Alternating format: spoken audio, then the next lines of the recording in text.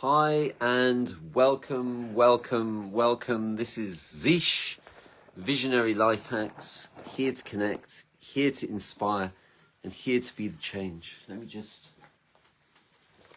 light that. Okay, just like this. Okay, so welcome. Happy Saturday. What are we on?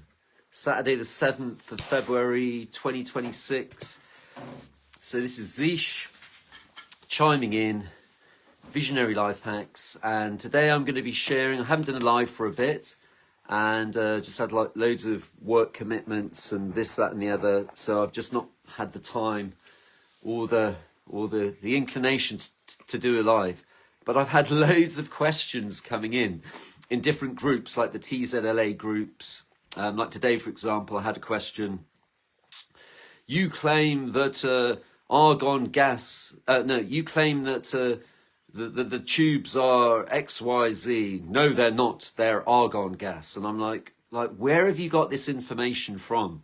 So, for example, you can ask me, Zish, where do you get your information from?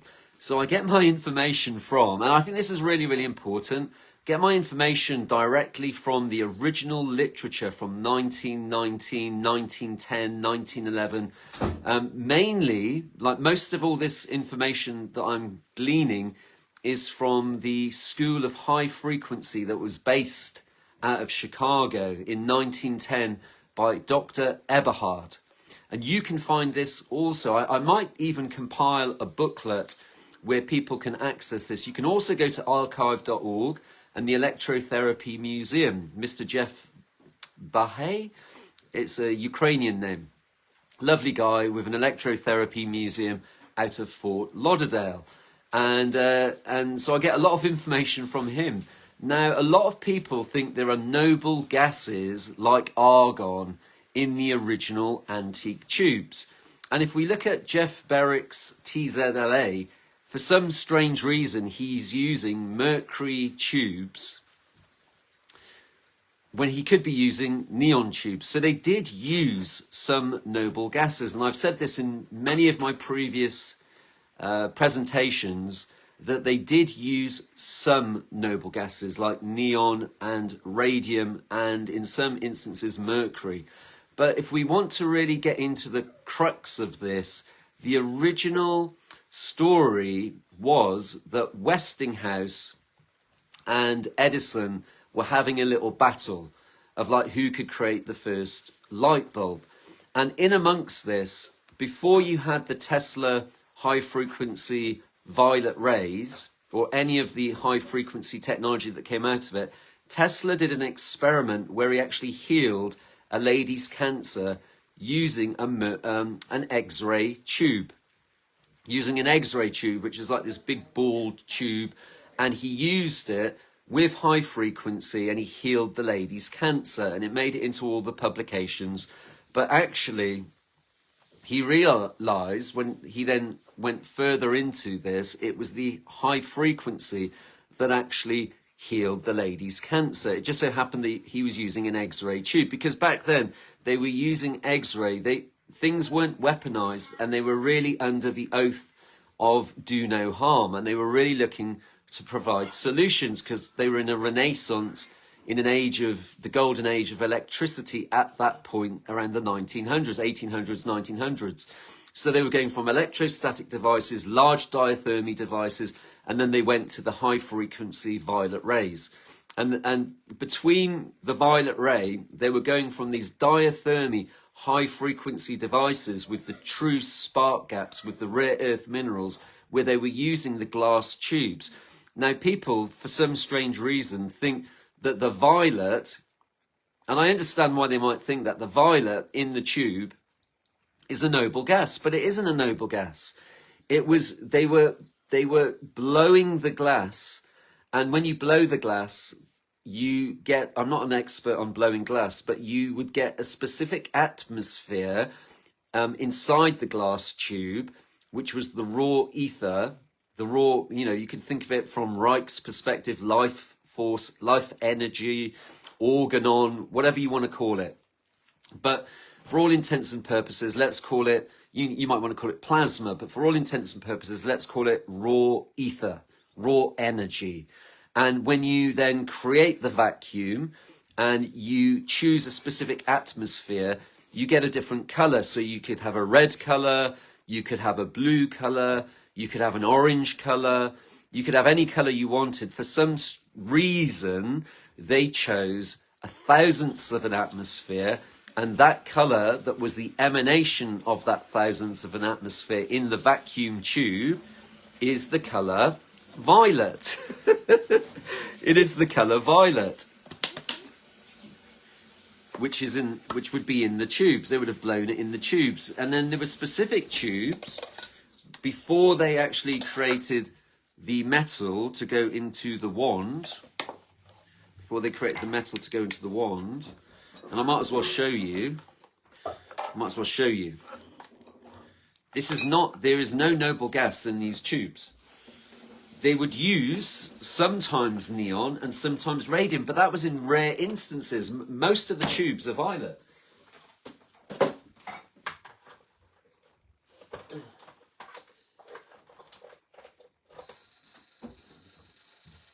Most of the tubes are violet.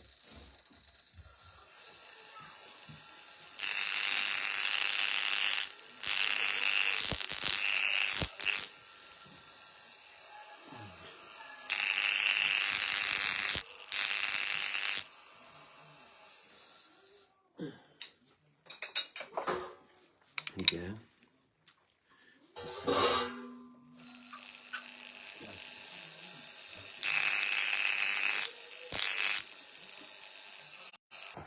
Do you see what it does?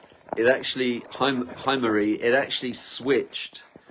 When I was using the machine, it switched the machine over to another app. So analog technology is so disruptive.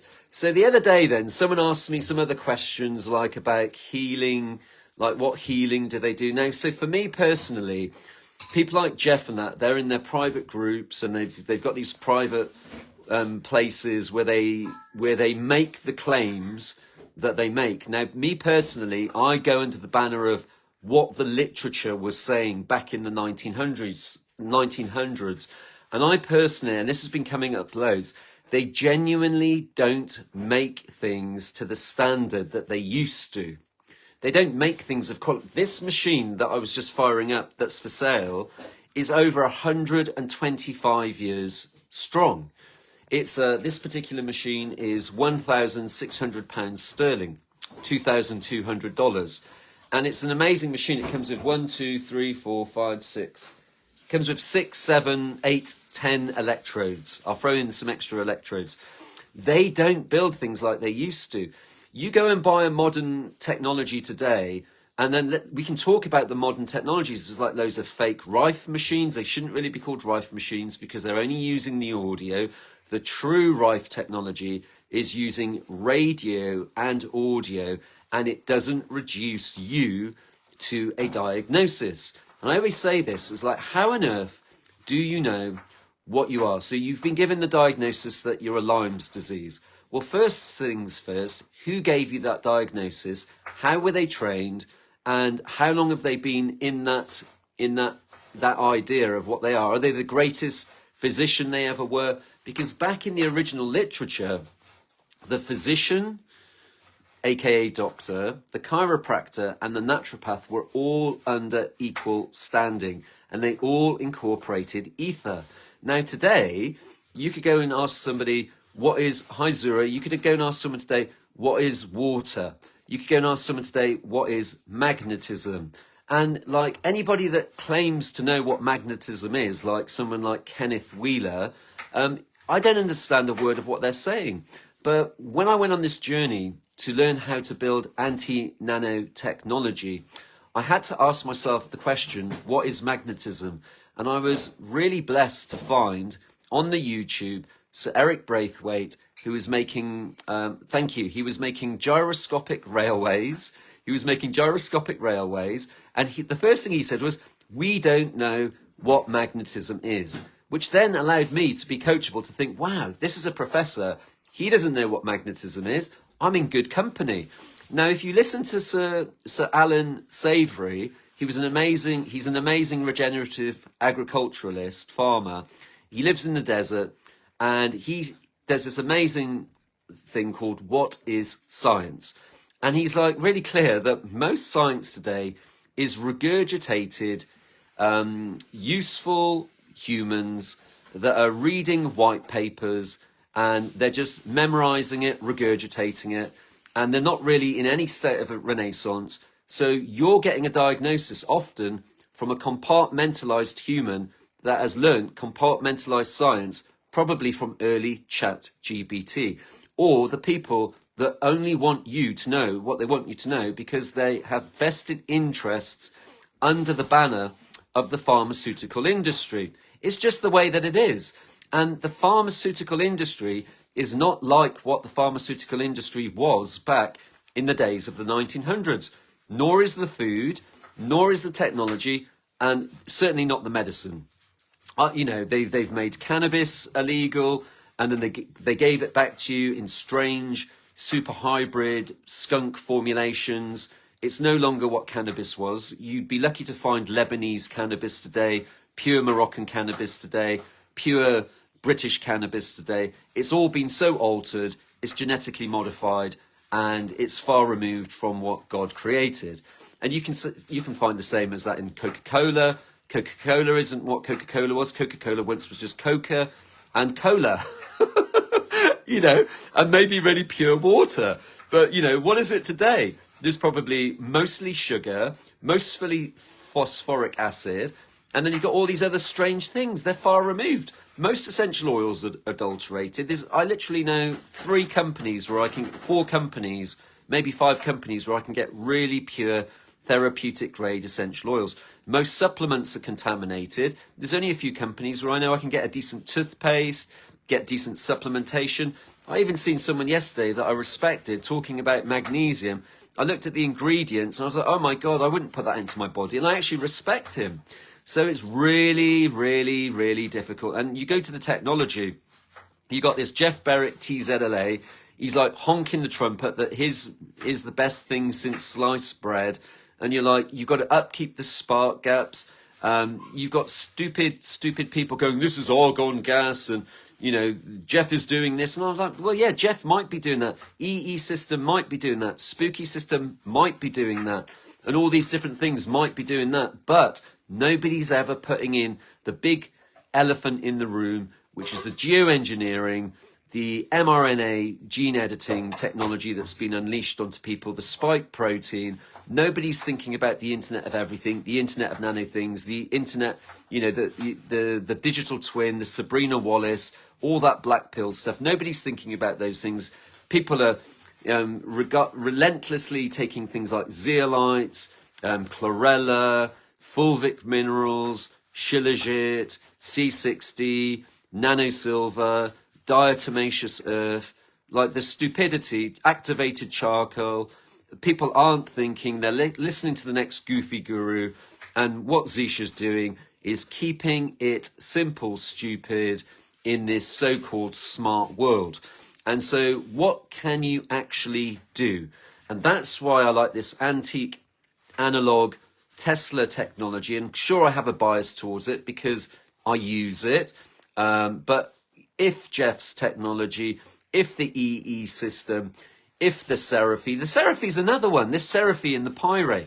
This Pyrrhe and Seraphy, it's got argon gas in it, or it's got some sort of noble gases in it. It might have some neon in it, and it's got mercury in it. And I'm like, why are you putting all these things in it? And then they use these buzzwords like negentropy and all these kind of buzzwords to kind of like, wrap it up in esoteric jargon. So they become these authorities, and then you go and see who they're colluding with, and they're colluding with spooky data harvesting Chinese technology that is made with modern electronics. And I'm like, which is promoting zeolites and nylon clothing. It doesn't stop with just the technology. It doesn't stop with just the technology. If somebody's like sharing with me a technology and they're wearing glasses, if someone's sharing a technology and they're wearing a Nike clothing, if someone's sharing a technology with me and they're promoting some Ramtha cult, you know, EDTA, human being that is, hormones are all whack. Why am I going to listen to them? Why am I going to listen to them? So, you know, you've always got to look at the variables, and it's really good to look at things holistically and to discern. And like when someone's coming in, like spouting, you know, you claim that XYZ when it's argon, I'm like, what, where are you getting this information from? I know where I'm getting my information from. The original literature from the 1800s and the 1900s, and it's all there with folks that have a vision to see, with eyes that can see. And so for me, I don't stop at the analog high frequency TSLA devices. I'm invested in the true Rife technology. I'm invested in the true unbalanced multi-wave oscillators. I'm invested in the learning of what, like, I only learnt about the atmosphere. I already knew that it was just pure raw ether, but I didn't know the how. I didn't know about the atmosphere. I didn't, and it's only because people are coming to me with all these questions like, well, Zish, Jeff claims that his machine goes for hours. And I'm like, yeah, well, that's going to overstimulate you, because the true technology, it has the side effect of a positive side effect of actually emitting ozone.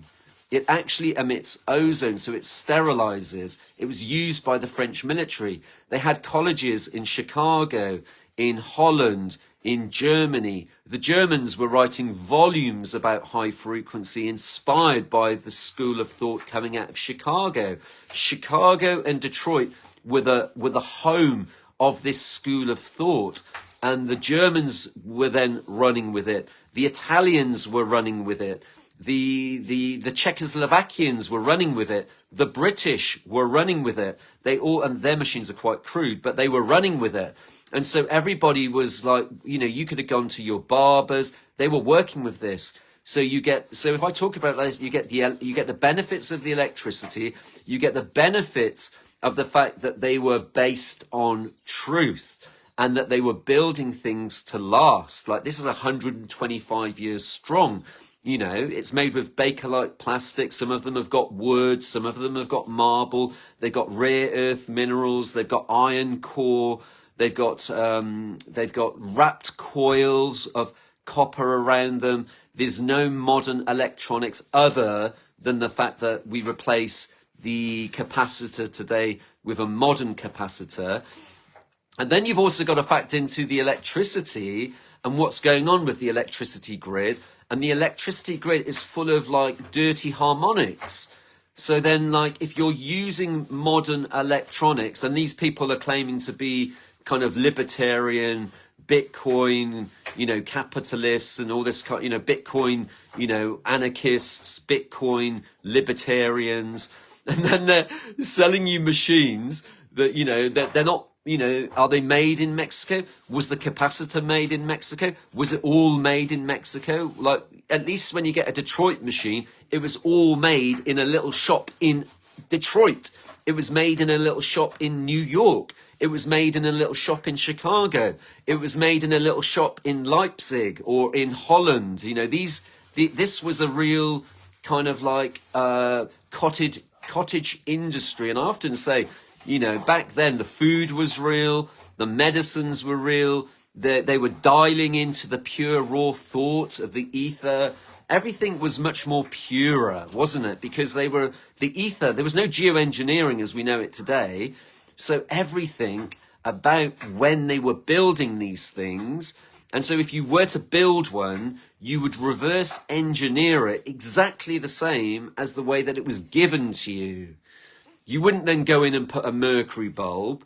The cognitive dissonance is ridiculous. Like, you know, you're not a frequency. You're not a Lyme's disease frequency. You're not a 432 hertz frequency. That's all ridiculous. Like, you don't go out in nature and you only hear one frequency. When you go out in nature, you've got the little birds singing, you've got the little dogs barking, you've got you know, the aeroplanes rumbling over you, you've got the rustling of the trees, you've got the sounds of the owls, the sounds of the eagles, you know, you've got the sounds of nature, and there's a multitude of frequencies. It's not just one frequency, there's a multitude, and then you've got the Schumann resonance of the earth. So everything's like a multitude of frequencies. And then there's you, which is a combination of loads of cells. And the machines, the true machines, meet the human where the humans too. The true Rife technology does this, the true Tesla technology does this, the true multi-wave oscillator does this. It meets the human where the humans do. So it's actually pure, unconditional technology. That's what it is. You don't have to like reduce yourself to a diagnosis. So you get the sterilization, thank you. You get the sterilization of the ozone, you get the electrons, the photons, the raw ether, which is like the energy, and you're getting something that was built with dignity and built to last, and that's worlds apart, and it's actually priced true. It's not like, you know, like someone like Jeff's machine only costs about, maybe now with all the tariffs and that, about $1,500 if you wanted to build one, but I have no inclination to want to build one. Because I'm like, well, why would I want to build that when I've got the original antique technology here that does what it says on the packet? It's got the pure raw ether in it. No, like if if you go to a shop today and they're claiming to sell the real MWA, and on their website they're selling argon gas. Well, I won't even go any further into it. It's like if I go and find a supplement and I see they're putting silica into it, I find a company and I see they're putting silica into it, I find a company and they're putting something that I know, you know, for example, the other day they were going, Dr. David Wolf's coming to Britain. I'm looking at this Dr. David Wolf and he looks like some sort of rock star Hollywood doctor. You know, claims he's a doctor. I don't even know if he is a doctor. He's coming to, and it doesn't even matter if he is, but he's claiming to be some sort of doctor. He's coming to Britain. Some British websites organising him. And I'm looking at all the products, like first minute, I'm looking at all the products that they're selling. They're selling Shilajit, they're selling loads of products. And I'm like, what are these people, like, why are they inviting this man? What is this man going to be talking about? If their website of all the junk that they're selling is any clue, and everybody believes it's good. You even see this, there was this other woman, this Catherine Edwards, she was there talking. Hi, Fiona. She was talking, this Catherine Edwards, and she was talking with these so-called nano whistleblowers that are promoting Masterpiece zeolite. And she's there with her MLM zeolites, selling her zeolites. And she was like, Zish, I want to get on a call with you. And I'm like, yeah, but you sell zeolites. Why am I going to get on a call with you? I know all about nano. I know, because they've all heard about Sabrina Wallace. And then suddenly they're all experts on nano. And nobody's an expert on nano. But fortunate for me, I met a nano scientist. And I said to him, well, look, we're using chlorides, we're using acid, so we're using things like Epsom salt, borax, trisodium phosphate. You might want to take notes. Borax, sodium bicarbonate, Epsom salt, trisodium phosphate. We're using, what else are we using? White wine vinegar, hydrogen peroxide, and essential oils. You know, what do you think of that with my anti-nano triangle? And he was like, yeah, that actually sounds really good, because he's making it through the Tesla phoresis. You can, and the optogenetics or whatever it's called, the light frequencies. That's why you want to stay away from terahertz frequencies. You want to stay away from the blue light, reduce the blue light and bring in more of the red light and all those different, and you know, and the green lights. You look at the electrodes that they were using. Yes, they were pure atmosphere of violet, but sometimes they were using specific colors. They were actually using colored glass. They'd use blue glass, they'd use green glass, they'd use yellow glass, they'd use white glass, but they weren't using funky gases like argon. That's a psyop. That's modern. That's not what was in the original glass. The original glass is pure, raw ether, which you could call energy. And it's because of the way that they were blowing the glass at a specific thousandths of an atmosphere. And you might go, well, Zish, where did you come up with that? Did you read it from some so-called expert that suddenly appeared and claims to think that it's argon? I've seen it on a website somewhere. They were claiming it was argon gas. And I was like, where did they get that information from? When if you read the original 1910 documentation that you can get from archive.org, from the Electrotherapy Museum, of the High Frequency Manual, which I own a copy of it here somewhere. Where is it? Where is it? Where are you? Where are you, my High Frequency Manual? Are you here? It's not here. Is it here? I've got it somewhere. It's usually here, but I haven't got it here to hand. Have I got it here to hand? Oh, it's all here. I've just tidied up, so I can't find it right now. But in the original 1910 manual from, you can watch one of my videos where I read chapter 1.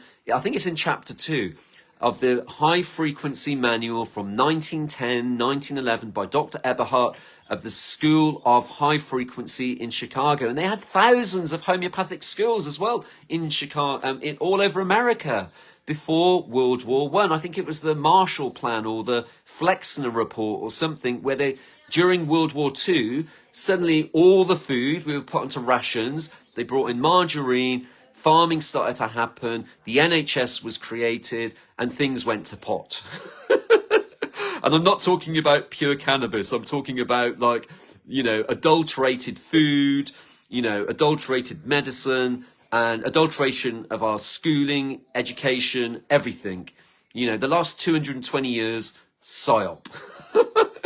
You know, the propaganda machine for the newspaper, the radio, and now the modern PSYOP is the digital, the new age and the combined digital, and the steering of the new age and this so-called truth movement. It's like what? What is this? What is this ridiculous truth movement? You were either, you had ears to hear. Like, I remember when I was like 16 and we were learning about, you know, the emotional plague and Wilhelm Reich and the function of the orgasm and cloud busting, and we knew about the heart back then, and we're learning about borax, and, you know, maybe it was a bit of a psyop, maybe the rave culture was a psyop, I don't know, maybe it was all hijacked, but it was still good before it was weaponized. You know, Stonehenge, you know, with the Wallies back in the 70s, you know, and the Megan Fairs, that would have been good, but sure, they got co-opted, things got changed and altered, and I think there's been a war on the West and the war on, you know, anything free, you know, people coming together to gather, people coming together to have real, authentic community. Now the word community, anytime you hear the word community, it's usually wrapped up in some kind of agenda. So you've got to be really discerning with what you do, and nobody's going to save you. The only human who's going to save you is you. And I'm really much more of a protagonist in empowering and educating the human being that they can take the bull by the horns, and you can start to go to Weston A. Price Foundation and start to support the, you know, learn to make your own fermented foods, learn to make your own sourdough, get control of your water. Don't wait for these black swan events. Don't wait for the next boogeyman. Build those relationships today. Build those connections today with the man that makes the best butter, the lady that loves her cow and makes amazing A2 dairy. Yeah, sure, we're being geoengineered, but God wins this battle, whatever God is.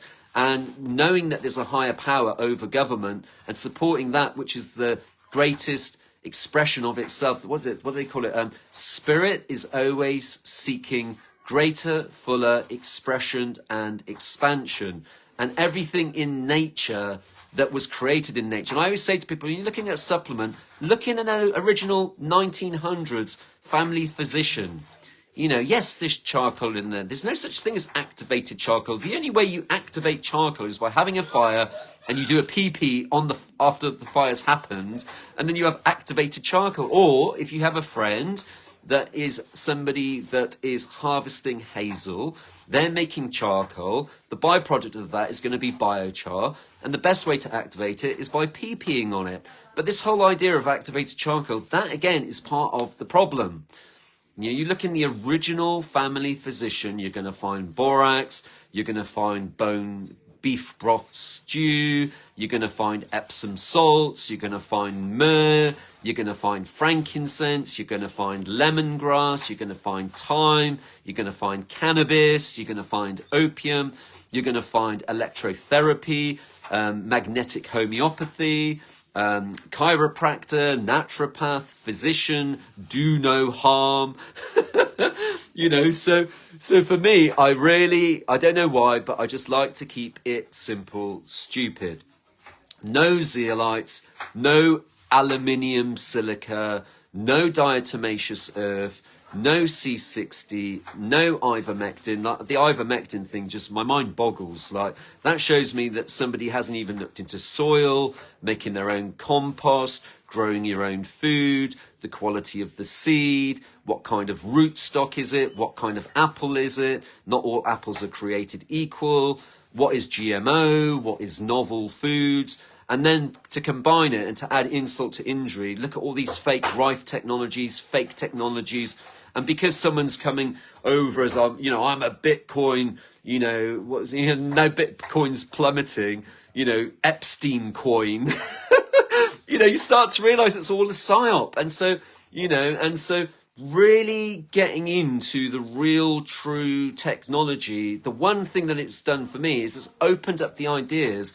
And a wise man said it beautifully: the illiterate of the 21st century will not be those that cannot read and write, but will be those that cannot unlearn, relearn and learn again. And I'm not the smartest man in the room, but I do choose to associate myself with folks that I can hear because they've had experiences as elders where they've gone off into the wilds of San Francisco, eaten loads of wild food, walked miles to go and listen to some Bach in an original cathedral where they're playing the organ music and they're getting the downloads because their blood plasma is dialed into nature.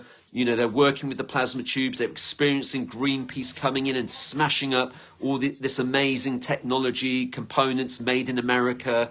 So do you not think then if I'm listening to someone like that, that's a Tesla genius or a Wilhelm Reich genius, I might pick something up and be able to pass that on to you? That's why I'm into what I'm into, because I'm like, wow, look, and I want to support that. I want to support that research of the Earth transmitter, hearing the sound of the Earth, what's going on with the Earth's resonance, no psyops, very conservative, looking at it through an engineering lens, no new age BS, just really like looking into what is this counter space and doing experiments with, when you hear these people making the claims, like walk away, Jon Snow, because like I can't even say to you that frankincense heals cancer, can I?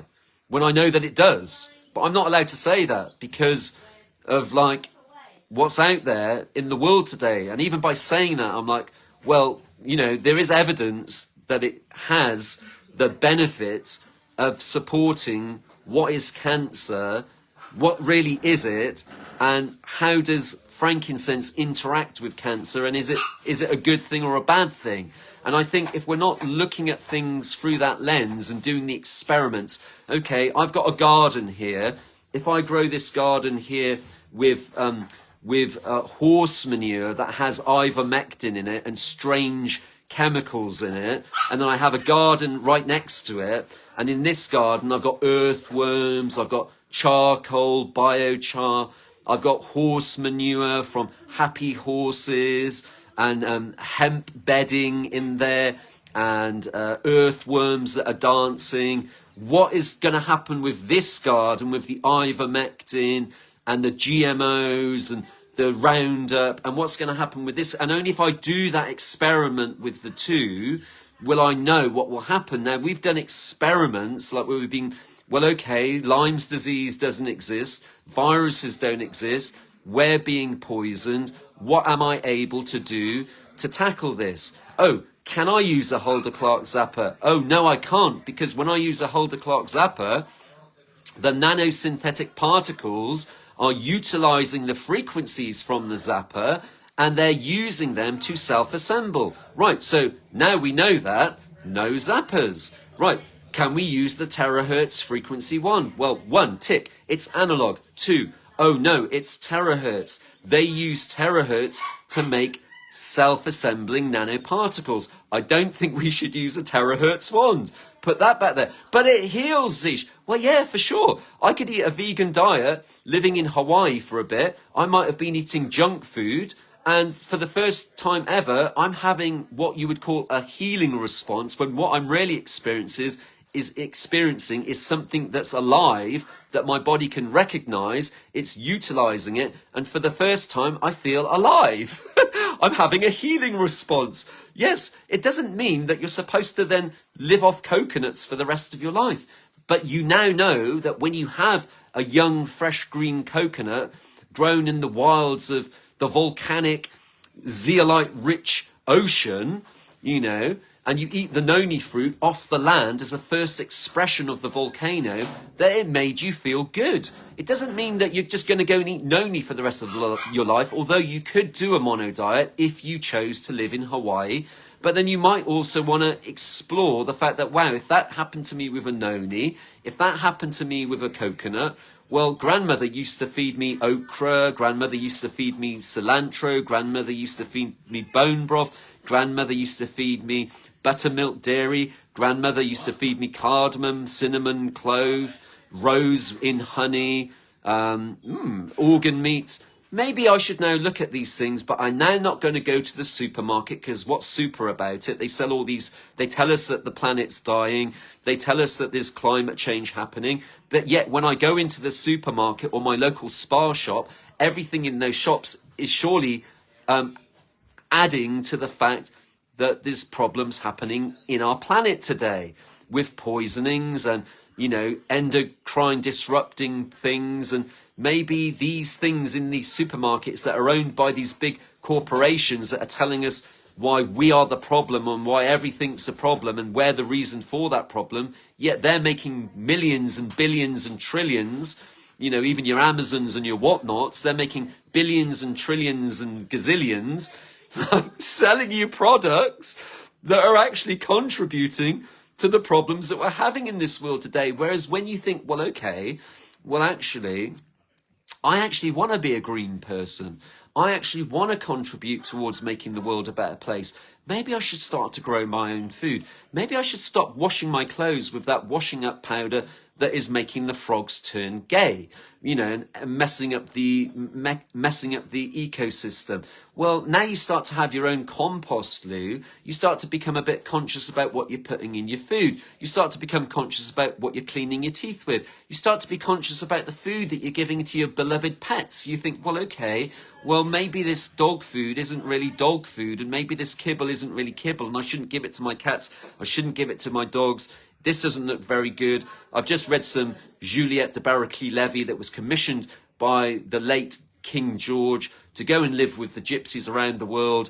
Why is it that all the animals that live with the gypsies are so resilient? For being very conscious about that word. If they throw those words at you, use those words, live by those words. You are then the agenda. You are then the agenda. You become the Agenda 2030. Okay, they're spouting resilience. I'm going to become resilient. They're spouting climate change. I'm going to become a carbon bank. I'm going to build a carbon footprint. I'm going to grow my own food. I'm going to wear conscious clothing that is supportive of my skin, allowing it to breathe. I'm going to get out into the sun. I'm going to get my vitamin D. I'm going to eat my medicinal mushrooms. I'm going to grow my own medicinal mushrooms. I'm going to, you know, support a local lady that's loving her ducks and her chickens and allowing her ducks and chickens to express their most amazing duck and chickenness. I'm going to support the man that loves his cows. I'm going to go and research the Weston A. Price Foundation. I'm going to learn about sodium bicarbonate. I'm going to learn about Epsom salts. I'm going to learn about borax. I'm going to read that Nexus magazine article. I'm going to learn about the benefits of bay leaf and some of the studies that have been done on brain. You know, I've been holding back for so long because I can't say the word cancer. I can't say the word parasite. I'm like, 1 minute, why can't I say the word parasite? Why can't I say the word cancer? There is a truth about cancer. Cancer has killed people that you loved. And why has it killed the people that you loved? Because of all those rubbish food stores that are local and they shouldn't be there. And they are part of the problem. They're part of the problem. They're the reason your granny got cancer. That's the stuff that they put in there, and it's wrong. They experiment on you. It's the treatments that they give to you that have come from World War I, World War II, and they're the things that kill you. When the keys are simple, and it should no longer be about vested interests and conflicts of interest in how much money they can make, because that's BS. It's all about empowering you, educating you that you can. If I can do this, you can do this. And I'm not perfect, and I'm not the smartest man in the room. And if I can do it, I'm just a little towny kid from Newport Gwent, you know, that went to the same schooling as you, you know, wasn't encouraged to ask great questions, wasn't taught logic, you know, just all of it, a complete shit show. And I had a very terrible vaccine experience at age 10. And at that point, I was done with the system. It was broken. Schooling's broken. Medicine, NHS is broken. All these idiot people, Reform, Labour, all these shit parties. The only good party is the monster raving loony party, and that doesn't even exist anymore. And the only true good parties, they're now gone. They've been weaponized. They've been destroyed. Anything good, they destroy. They taint it. They try and buy it. They co-opt it. They turn it into COINTELPRO, and it becomes an arrested development, rubbish, leading people nowhere. And the key to it is to empower yourself, learn something new, and keep that brain youthful by learning something new. You could start with learning about Des Rosier essential oils and their oil called myrrh. Des Rosier essential oils. Just start with that. Just learn about Des Rosier essential oils. It's a great place to start. Just learn something new. That is the key. Learn something new and surrender to courage and putting your best foot forward and being the greatest version of yourself that you can. If you're sick and tired of the food that you're eating, you know, find the most local, like I drive an hour once a week to go to an organic farm shop where they're growing all their own food and they got mountains of wood chip and they make their own compost. He's been there for about 10 years and he feeds the whole area. So I can convert that energy, money, into supporting a gentleman. He's a bit of a socialist. You know, I agree with some of his things, but they were wearing the masks and all that. But he grows really good vegetables. I don't have to agree with everything that he does, but he grows good vegetables. So I give him my money. I've chosen to strategically vote with my dollars, vote with my pounds. I'm voting with my pounds and giving the money to those that I want to see in the world. But then I'm also investing in the seed. I'm investing in we're investing in growing our own food, building soil fertility. And then if they're geoengineering, I'm asking myself, well, what can I do if they're geoengineering? And how can I help reduce that poison? Anyway, I've said enough. I've said enough. That was a little bit of a rant in there because I have actually been holding back. And it's like, well, why can't I say that something does X, Y, Z? You should be able to say it, but maybe you can't, and maybe I shouldn't, but I said it anyway, because it's important that people know these things. It's broken. School's broken. The NHS is broken. You can't save it. It doesn't even make a difference if someone now goes into a school and start, like, I was talking to a lady the other day, a few years ago, and she said they've even now removed, I was a kid and they removed milk from school. Well, they've now removed bone broth from school. So the school is actually broken. You can't, the only way you fix the school is by becoming the school. Madame Montessori said it good. She said, children have everything they need within them. You've just got to create an environment where they can allow themselves to express themselves without turning them into brainwashed idiots that are just regurgitating the same thing as the last year and the last year and the last year and the last. No, she didn't say that. Madame Montessori was much more eloquent in her speech. But she said children have everything they need within them. You just have to create a good space where they're allowed to thrive. It's like you put soil, if you put nightshade in the ground and water it, or if you put Hopi corn in the ground and water it, and you put equal attention to both of them, they're both going to grow. But if I go, well, I'll have some nightshades, I want some potatoes, so I'm going to put all my focus on those nightshades, and I'm going to create good soil, I'm going to choose a good potato, I'm going to put it into good soil, I'm going to nourish it, look after it, feed it, create an optimum environment for that potato to grow. And maybe some of them will grow, maybe some of them won't grow. But at least I put my mind into it, my heart into it, really thought about it, put my imagination into it to grow a good potato.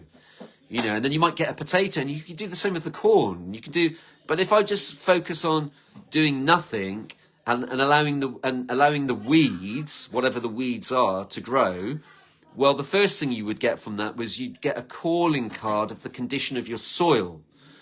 You know, like for example, we've got a lot of buttercups, and the buttercups are obviously doing something, but we can't really do much with the buttercup. I think it's goldenrod. We can't do much with it. I think it has some sort of medicinal qualities.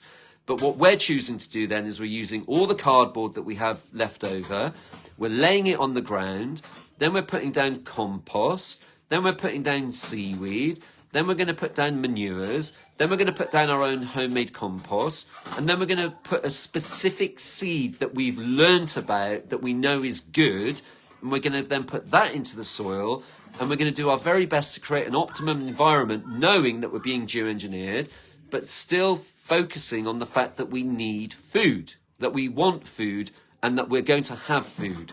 And then we're doing that with garlic, we're doing that with onions, potatoes, herbs. When our children's birthdays are happening, they're asking us for trees. Then, you know, Kate, mum, will be with our daughter, and they'll be there for days, like deciding what peach tree they want, what mulberry tree they want, what apple tree they want, what rootstocks it's going to be on, can it grow on this mountain? And they're really thinking into it, learning something new about the apple tree, learning something new about the garden. And from the first year, they've learned something new. The second year, they've learned what worked, what didn't work. And each time they're applying those different things and what they learned, what didn't work, discarding that. Okay, we grew that there, it didn't work. Okay, let's try again. And you're just continuously trying and putting your best foot forward to try and make something better happen. And that's called solution-based. But if you're just there talking about the solutions and never doing anything, going, well, I have to work, I have to do this, I have to do that, creating all these reasons why you can't do it. Oh, it costs a little bit too much money. Well, I paid $17.99 yesterday for the cider vinegar, but I needed the cider vinegar, I just bought it. I bought it because I needed it. But other people will then start thinking, oh, you know, the prices are going up. Well, the prices are going up. You've got to just make more money. That's what you've got to do. You've still got to support that which you want to see in the world. Support the small fisherman. If you like fish, support the small fisherman that's going out on their little boat fishing for the bluefin tuna, you know, and doing it the right way. And, you know, support that. If you want to eat fermented foods, but you don't have time to make fermented foods, support loving foods. Support someone that's doing it the right way. You know, if you really want to have your own cow, but you don't have your own cow right now, support the human being that has the A2 dairy cows and is doing it the right way. You know, if you want a Tesla Violet Ray machine and you want to support Zish family, I've got a Tesla Violet Ray machine. You might only have a set budget. You might want the best Atlas machine. You might want the best Corona green machine. You might be like, Zish, I want every single electrode. I don't want to spare any expense. Tell me how to get it. You know, there's a grand deposit. Put it on the workbench. Build it for me. Tell me when it's ready. We're good to go. Or you might be like, Zish, I've only got £800. Zish, I've only got £300. What have you got? You know, what have you got? You might not want to do anything. You might just want to send a little donation. Zish, go and get your kids some nice A2 dairy from Hill Farm Real Food. There's a little donation for you. You know, it helps, doesn't it? It's a rising tide lifts all ships. I've given so much value here today. If you just do one thing that I shared with you today, you're going to get some value. Could be the essential oils. Could be, you know, learning about going to archive.org, finding the Electrotherapy Museum and reading a journal on violet rays or high frequency. You know, just one thing. Just do that. We'll go to Weston A. Price Foundation and learn about the benefits of A2 dairy. Go to Clifton Farm. Go to Loving Foods and learn about fermented foods. Go and buy Sandor Katz's book or Nourishing Traditions, or read some Dr. Tom Cowan. There's so much that you can do.